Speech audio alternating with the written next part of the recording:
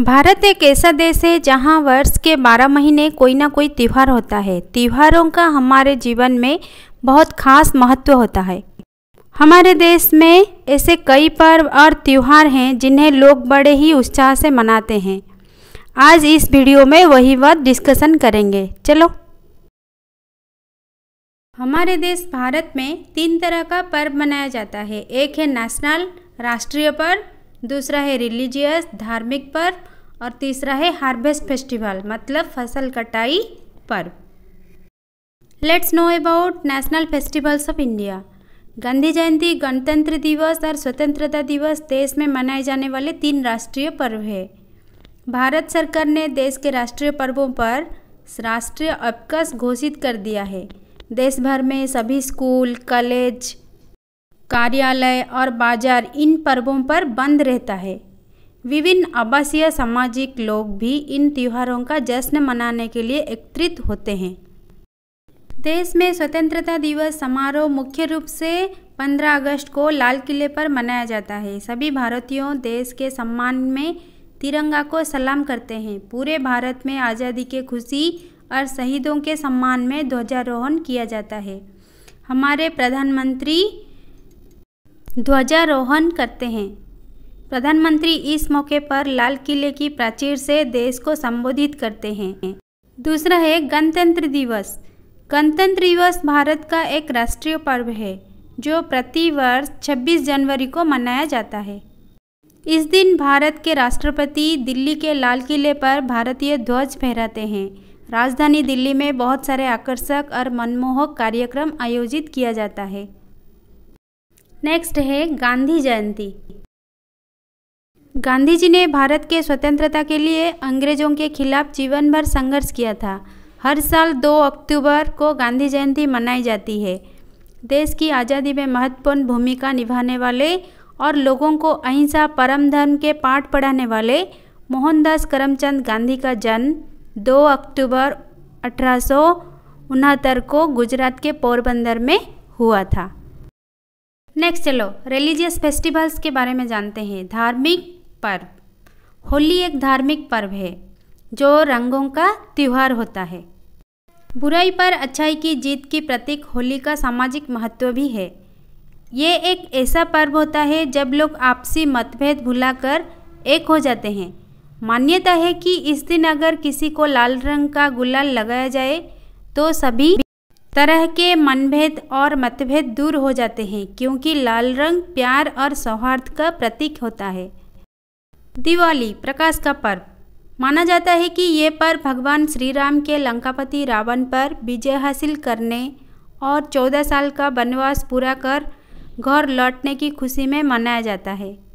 माना जाता है कि जब भगवान राम देवी सीता और लक्ष्मण के साथ अयोध्या लौटे थे तो लोगों ने दीप जलाकर उनका स्वागत किया था। इसलिए हर साल इस दिन घरों में दिए जलाए जाते हैं। नेक्स्ट रिलीजियस फेस्टिवल है रक्षाबंधन। ये एक ऐसा पावन पर्व है जो भाई बहन के पवित्र रिश्ते को पूरा आदर और सम्मान देता है। सगे भाई बहन के अतिरिक्त अनेक भावनात्मक रिश्ते भी इस पर्व से बंध जाते हैं जो धर्म, जाति और देश की सीमाओं से परे हैं। रक्षाबंधन का पर्व भारत के राष्ट्रपति और प्रधानमंत्री के निवास पर भी मनाया जाता है। नेक्स्ट है दशहरा। दशहरा विजयादशमी या आयुध पूजा हिंदुओं का एक प्रमुख त्यौहार है। आश्विन माह के शुक्ल पक्ष की 10वीं तिथि को इसका आयोजन होता है। भगवान राम ने इसी दिन रावण को वध किया था तथा देवी दुर्गा ने 9 रात्रि एवं 10 दिन के युद्ध के उपरांत महिषासुर पर विजय प्राप्त की थी। इसे असत्य पर सत्य की विजय के रूप में मनाया जाता है। नेक्स्ट है गुरु पर्व।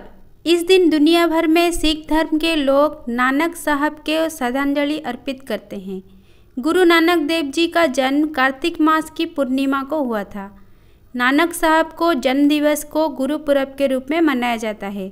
गुरु नानक जी का मन बचपन से ही सांसारिक कामों में नहीं लगता था। वो अपना ज़्यादातर समय प्रभु की भक्ति में बिताया करते थे। नेक्स्ट रिलीजियस फेस्टिवल है ईद। ईद एक धार्मिक त्यौहार है जिसे पूरी दुनिया में मुसलमान मनाते हैं। ये रमज़ान के पवित्र महीने के अंत का प्रतीक है।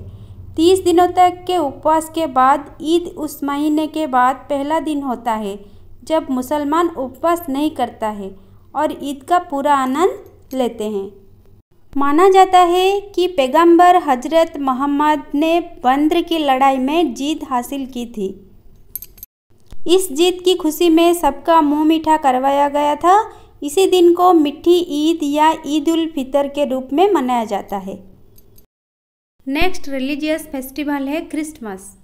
प्रभु यीशु के जन्म के अवसर पर यह त्यौहार मनाया जाता है। क्रिसमस के पर्व ईसाइयों में ही नहीं सभी धर्म में पूरे धूमधाम से मनाया जाता है। बहुत कम लोगों को ये जानकारी होगी कि क्रिसमस का पर्व एक दिन का नहीं बल्कि पूरे 12 दिनों का पर्व है। ये पर्व क्रिसमस की पूर्व संध्या से शुरू हो जाता है। नेक्स्ट है हार्वेस्ट फेस्टिवल, फसल कटाई का पर्व।